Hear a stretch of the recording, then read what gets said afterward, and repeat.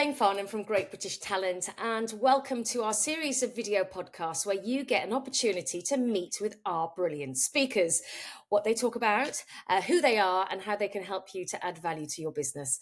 Today, I'm welcoming Ant Morse, futurist, thought leader, author, and digital innovation specialist. Hello, Ant. Jane, hello. Thank you for having me along. So lovely to see you. I know that you've met with Steve and you've had lots of chats with Steve, so it's really nice to have an opportunity to have a quick chat with you myself. So I know you've been very, very busy, man. Before we get on to the actual speaking, I suppose it would be really nice to kind of set the tone and tell us a little bit about your years in the industry and what you've been doing. Absolutely, yes. Well, I'm 29 years in kind of a corporate world. So I worked for Virgin Media O2, O2 majority of that time before they merged, running a number of teams with those guys from innovation to digital transformation teams, the AI, the Internet of Things, whole raft really of these emerging technologies that came through. I left about just almost coming to a year. Mhm. And set up myself really as an independent thought leader and kind of futurist, if you like, exploring what some of these technologies, which I've been working with industry for many years, was likely to look like in the future. Because obviously, as we all know, we're going through this massive change in the world of technology as we speak. Yeah. And I understand you've written a book. I haven't read it. So tell me a little bit about when you wrote it and what it's about. Oh well, yeah, it's been an incredible experience writing a book, and anyone who has will know.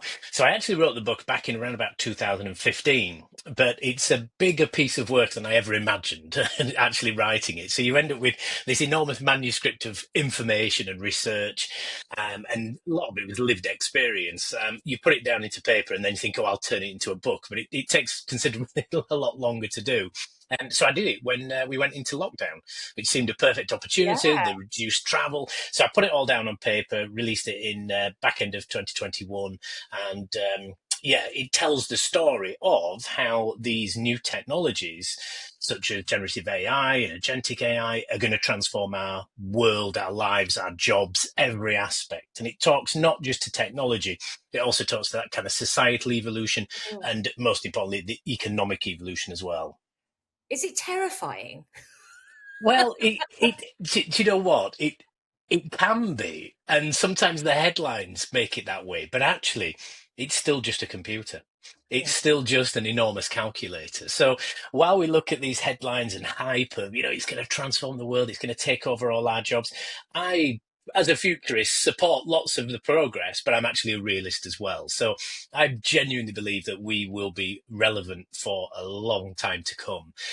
It's a computer, it gets things wrong, it makes mistakes, they refer to it as hallucinations. Basically, will a business put that in front of customers? They might do for some easy, light duties, but not for really important stuff. If it gets it wrong and it's an important conversation or query from a customer, you need the human in the loop. So it can be terrifying if we look at some of the headlines. It's a dystopian future that they paint, but the practical reality of it will be very different. It'll just empower us, make us smarter. Phew. Big relief. So, futurist. Uh, Yes. what is it? Why are you one? And how did you become one? Well, It's a word that people bandy about. There's so many, words in the workplace that come through these days. And you kind of talk about futurists. I get requests for them all the time. Very matter of fact. Are you looking into the future, or is it more than that? yeah, so it is an interesting role. I'm usually asked, what are the lottery numbers for the weekend? That's probably the first question after people say, well, what is a futurist? And while it feels as though it's a bit crystal ball gazing and we're guessing a lot of the future, it's actually we're data researchers, really. That's what we are, and slight historians as well. So while in my previous roles over the past, gosh, probably 15, 20 years, I've had to explore not only what the technology is, but what it's going to do for organizations. One of the lines I often quote is innovation that doesn't solve a problem is a gadget. We don't buy gadgets. They certainly don't pass business cases. So for me, the futurism started by saying, well, what is this great piece of technology? What is it proposing to do? And what will it actually do? And that really is the basis of where it starts. So that body of research then really kind of explores and kicks the tires much further to say, is this really going to do what it says it's going to do? And we're finding that's very common at the moment. Generative AI is going to do all of this stuff for us. But business are exploring it and saying, well, will it actually do this? Or is it just going to move us marginally forward? So it starts with the research practically, but then it expands on it. So it looks at some various different aspects. And I won't give away all my IP on this, but it looks at the societal impacts and then the economic impacts and what I call collision sequencing. So it's a methodology, a system which I've built, which takes the research into these second and third and fourth gates of validation. Then what we do is we look backwards. History is a fantastic barometer of change. Robots taking our jobs. It's not our first rodeo. Mm.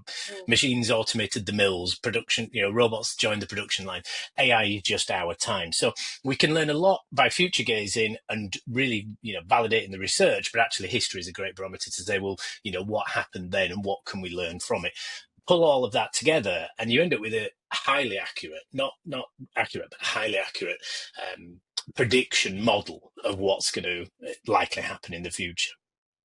Okay, so going back to your book, The Future of Us, you started writing it in 2015. You published it into 2021. Mhm. Did you predict anything that's happened already? Yes, again, this process is pretty accurate, and some of this may feel a bit kind of alarming. And how did you get that? But a lot of this, as I say, once you go through that process, it makes a lot of common sense. If we think of AI, when I say that I predicted AI, that's kind of a bit of an interesting statement because AI has been around since the 50s. We've been using it in industry and organizations for many, many years. It's what I predicted was the birth of generative AI, this useful AI, what I call this, it's sometimes referred to as this agentic AI, where it's going to do more things for us.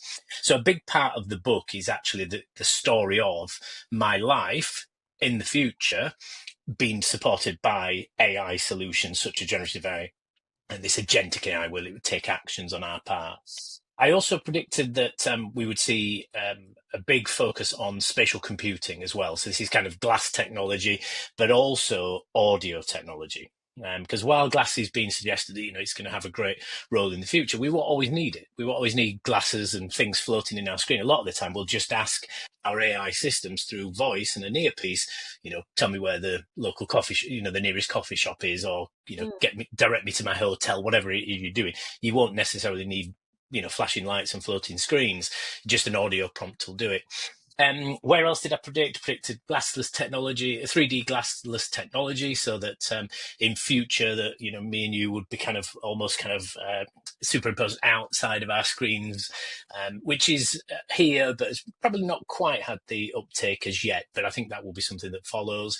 I predicted the rise of Nvidia to fuel all of this stuff. I just wish I'd bought more shares, but not complaining. And I think really the big prediction of the book is this kind of next stage of AI, which is this agentic AI.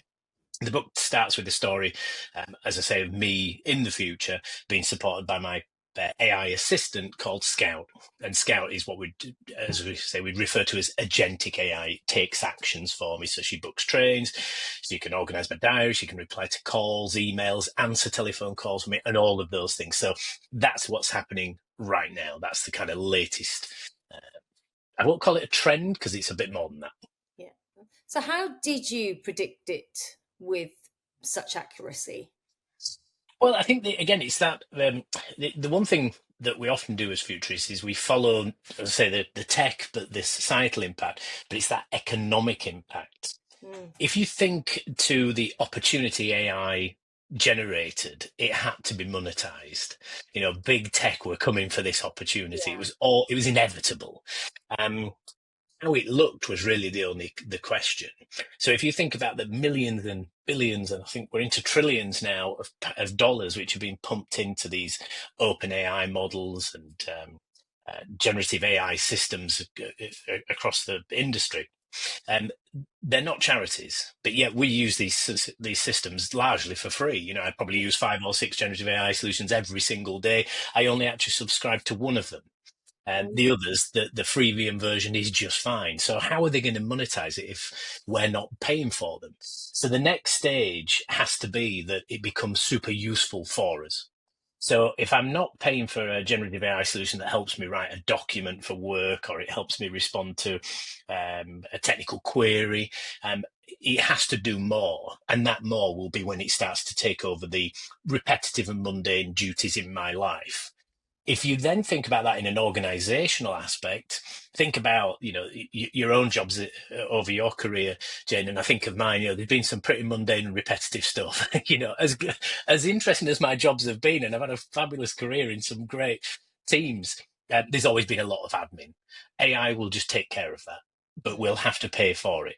So it was always going to happen, technically. The progression was always there. As I say, it's been around since the 50s. It was gradually inching towards this.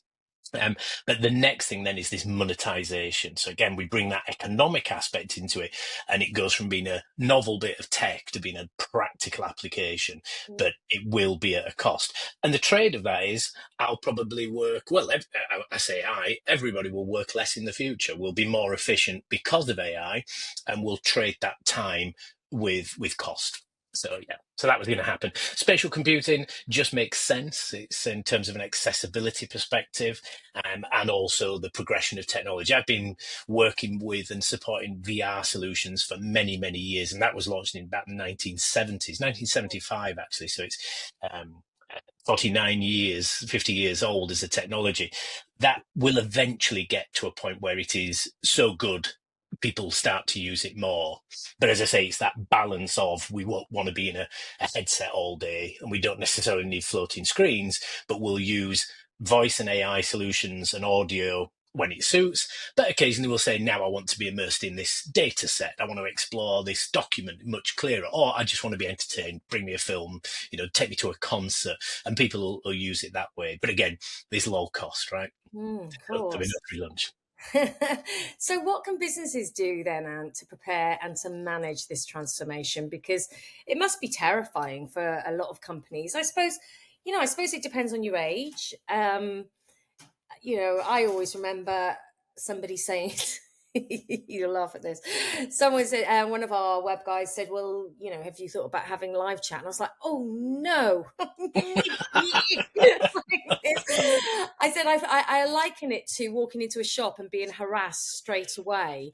And so he was like, well, just try it for a week. And literally on day one, we converted a job from live chat, and it was a really good job. And I Yeah. suppose you have to remember that your audience isn't always you and your age and your demographic. Whereas I may not choose to use a live chat. I'm not your average person anymore. I'm absolutely middle aged and I'm a generation beyond. So you Me have to too. keep, transforming, don't you, as a business? And it's scary for us old ones. You do, and I'm often quoted for being sensible and realistic in this whole conversation. As I say, it's just a computer, and I often play down the technology. But what I won't play down, unashamedly, is the size of change, the scale of change, which we're about to go into, to everything you've just said. How our customers and how people will want to interact with brands is going to change, and there won't be a compromise. People, particularly younger generations, know the power of these technologies, and they're almost expecting it. So businesses have a real challenge, and it's for those two reasons. One is it's coming, and I'm not sure many understand quite the scale of change that's about to happen. And we can maybe go into retail in a short while just to give you some flavour of change, the size of change. But I think it's while the change is coming in, they may not appreciate that. The reality is it's all coming. It's in everybody's news feeds that it's going to take over the world, it's going to take over jobs and everything else. So there's this kind of concern, and also there's no natural home to go to say help. There isn't a default go-to person or organization that you can say, guide me through this. So it's got to be demystified. It's got to be understood. And I think while it's a challenge, it's a great opportunity because organizations can now look and start to understand what the solutions are, whether it's playing around with live chat like you've done, or generative AI solutions, or maybe just try and build some little agents in their organization. But start small, test it safely, use it on internal systems, keep the human in the loop. So do not, let this make decisions for you. And lots of the organizations I support are doing exactly that. They've got systems up and running, but there's a human in the loop just to check and to validate and say, well, how accurate is it? 60%. Okay, in that case, we're still relevant, and until it gets to 100%, that human will always be there. So start to think about what the technologies are, what they do. Start to think about the roles in organizations. And the best thing an organization can do right now is start to map the roles that they do and almost have a sliding scale that says we're 100% human today. What percentage of duties could AI potentially take over? And again, this is, kind of sends the alarm bell of, robots are coming to take my jobs. It won't. This is, again, to that size and scale of change, this is a time in history like probably no other. It's going to be the history lesson of the future that, teachers tell children of a time when this change happened. So we've got to be ready for that to come, but it will mean we just work less. We're more efficient. AI does more for us. This robots will be cleaning our houses. It's all inevitably going to happen. It's just this question of when rather than if. And we've got this, I think, a perfect window right now to start to explore it, start to test it, start to trial, and just start to think about it. And then, as I say, get some trials underway, start to use some of this stuff, and reach out to partners. As organizations are going through change, their suppliers are also going through change as well. We're seeing lots of highly competitive transformation in industry where they know that, they've got to do more with their product or their competitor will. So organizations really can lean into that and say, what's the roadmap for your product? I'd ask every supplier tomorrow, what's the roadmap for your solution, considering AI? And you'd be amazed. There'll be heaps of stuff coming. So, how then, as a speaker, when you go in to talk to companies, how do you act? How do you help them? In terms of, you can talk about the future and talk about, what's happening and what they need to do, but practical. Do you offer practical tools that they can follow? Yeah, I do. Yeah. So a lot of the time, I mean, it depends. There's a few different kind of versions of the keynote. So I always work with organizations to understand which one is best. Mm, There's a general story, but then there's one where we actually get kind of hands on with the yeah, tools. And it's about using some of that in a safe way. So I have a keynote that actually talks through some of this, but then actually gets hands on with the tools and says, right, here are 2 or 3 tools that you can use, but most importantly, how to use them safely. yeah, So they often say if you can't see the product, you are the product, which is often the case. I think with things like Facebook, we're being served ads. In generative AI, it's quite the other way around. The information we put in fuels the system rather than the information we see. So there's certain things you can do on these freemium versions where you can actually just protect your privacy. There's like kind of memory mode, don't use any of my content in chat. But I also guide audiences through how to just use it safely. Consider it the internet. You wouldn't upload something you didn't want to be made public to an internet page. The same applies with generative AI. That said, there are some progressions. There are other systems and other solutions where they do have security at a core and where no data is taken into training models or used for memory and things like that. So I've worked through some of those as well. And there's a fantastic one that I take audiences through where you can put any document into the model you want. You can upload 50 documents and then it will provide a summary on all 50 documents. You can even upload web links and URLs to it. And then the brilliant thing with this is you can say, provide a summary of all that information. So I don't have to read 50 documents. I can just get one, but you can also build your own AI podcast, which is incredible because it's literally 2 voices that read through the document it's generated. And the really neat thing is you can also interact with it. So you can actually stop the podcast and ask the hosts, which are just robots, a question. So it's giving people not just, the basics, help me write a document, help me write, it's taking them on a bit of a journey into some of the more useful tools, but again, guiding them through it safely and cautiously and acting as a bit of a mini education as well as to what good practice mm, when using these models looks like. Again, we know that we're served ads in Facebook, but we don't know what's happening to our data in some of these generative models. So if you're unsure, use it cautiously, but if not, I can guide organizations to the right solutions.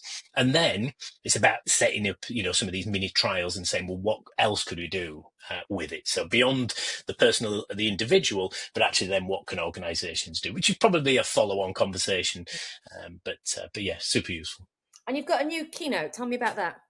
Yeah, so the new keynote is really, it's called The Empowered Human. So it's the future of us. The book tells a story of general change. It talks, kind of this history lesson of the future.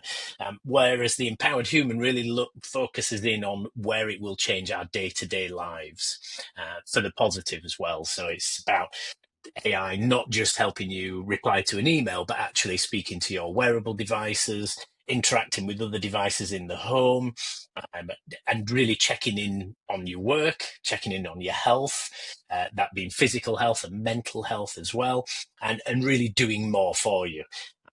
Yeah, it's a great story of how the future is going to look. And it's interesting because I call it a future story. I'll call it a current story because, as mentioned, my predictions of it are coming true.